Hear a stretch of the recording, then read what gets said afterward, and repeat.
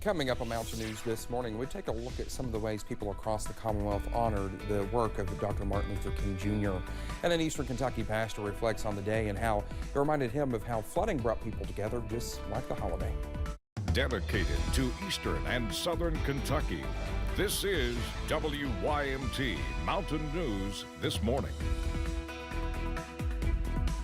6 o'clock on your Tuesday morning. I'm Dakota Makris. Thanks so much for waking up with us on this rainy Tuesday. And unfortunately, some of y'all, you have to go back to work today. And I know that's disappointing. But hey, me and Brandon, we worked yesterday, we're working today, and we'll just be working the rest of the week. Everybody's working for the week. I thought for some reason I had a day off this week, but I don't. So I couldn't work that in. Gotcha. You know me, I like to take random days off. So yeah, it's fair. That's fair. Yeah, we're working for the weekend, towards the weekend, I guess. Exactly. So. All right, let's take a look at this forecast, which makes you wish it was the weekend out there, as the rain continues to fall in a lot of areas this morning. But one area in particular we're going to zoom in on is down toward I-75, just to the west of London, to the east of Somerset. So approaching the Pulaski-Laurel County line, pretty good pocket of rain right there this morning. So continue to be careful in that area. Some fog down in Harlan and Jonesville, over toward Grundy and Clintwood, just a little bit over toward Logan County. Anything less than 5 miles on this map, which includes Logan, Moorhead,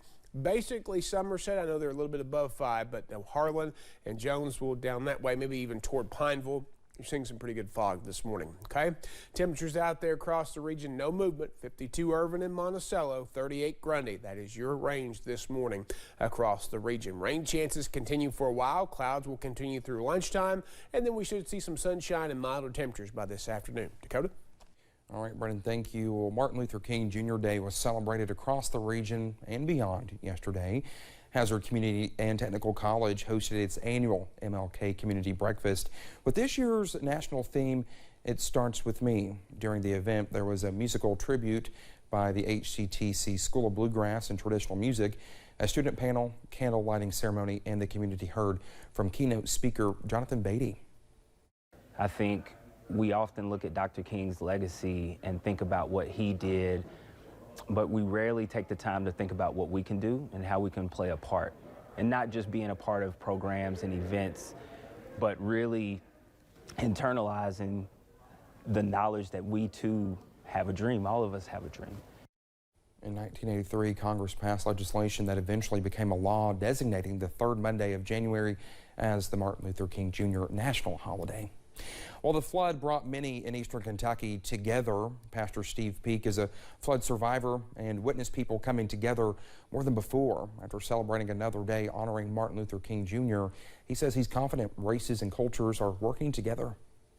I think that piqued people's awareness that, hey, we all won. The flood wasn't discriminatory. It got my house like it did my neighbor's house. So, you know, people beginning to realize that, hey, we are of just one blood. And well, he hopes the community continues honoring Dr. King in the future. Well, the NAACP of Richmond held its annual march honoring MLK yesterday. This year's commemoration of the civil rights leader placed a focus on the growing homeless population in Madison County. Jeremy Toms and photojournalist Darnell Crenshaw talked to local leaders about how spotlighting homelessness is right in line with Dr. King's message. The message is directly in line. So we see the work that we do around housing as a direct connection to exactly what he was talking about with the Poor People's Campaign in '68. It was the civil rights movement, but he stood for justice for all. So I went down to the landlord's house and I took back what they stole from me. Took back my dignity. Michael Harrington is with the Madison County Tenants Union.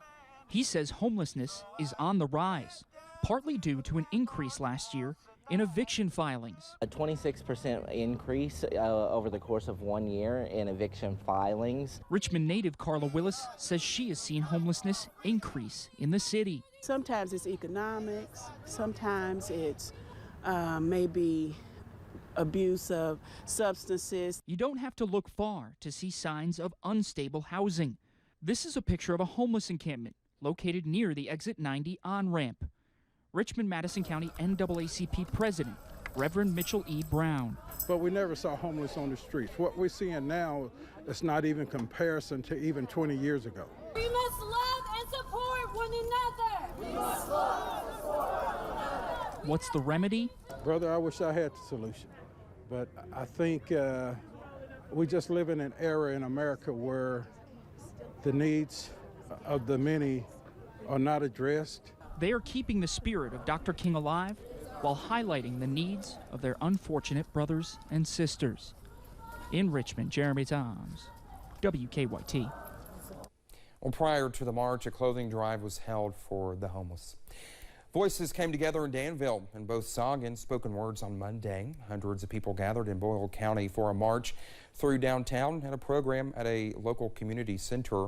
That program was standing room only. Danville's mayor says ever since the nation recognized Martin Luther King Day as a holiday, the city's always had an event. In a community like Danville, Kentucky, I stress the importance of local, common, everyday citizens becoming more and more unified in the things that we do. Activities in Danville wrapped up with the program at the Norton Center for the Arts at Centre College. Senate Minority Leader Mitch McConnell released a statement to honor Dr. King. He posted to Twitter saying, quote, "Today we honor an American hero, the Reverend Dr. Martin Luther King Jr. His dream of equal justice and abundant opportunity inspire our nation to make historic progress and continue to make us better to this day," end quote.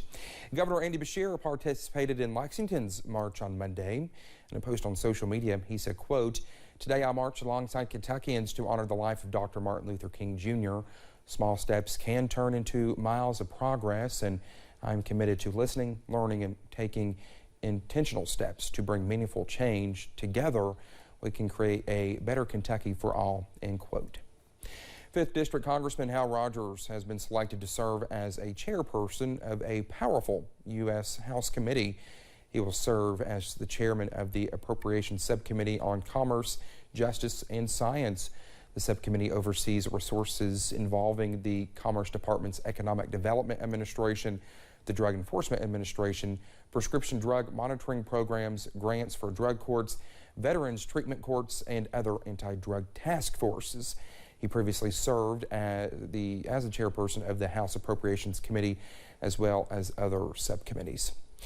On Monday night's Issues and Answers with our Steve Hensley, well, he sat down with Somerset Mayor and candidate for governor Alan Keck to discuss his campaign ahead of the May Republican primary and why he wanted to join the crowded race. I always knew that I wanted to get into public service. I felt that I could use the gifts that God had given me, and I joke a lot that those might be few and narrow, but I think what he's equipped me with is really strong in that area, and to use those to help other people through government. Well, you can watch the interview with Mayor Keck over on WYMT.com.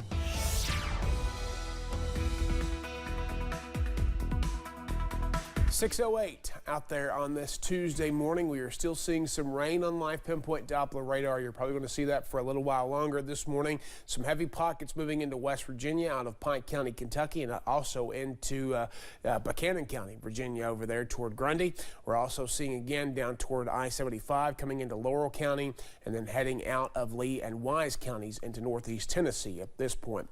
Temperatures not moved. 52 still Irvin and Monticello, 38 Grundy, 39 Jonesville. That is the coldest and warmest spots in the region this morning. A lot of 40s out there. 60 already in Memphis, 56 in Huntsville. So we got that warm nose of air coming back into play again. Kind of trapped right there between the cold front and the warm front. So we're going to surge in temperatures this afternoon, heading into the 60-degree range, maybe just a little bit warmer out there later, and maybe even some sunshine a little bit later on. The graph could have been right there later today. We'll keep an eye on it and keep you posted. Dakota? All right, Brendan, thank you so much. When we come back here on Mountain News this morning, President Joe Biden prepares to visit storm-damaged areas on the West Coast as dry weather finally begins to make a return.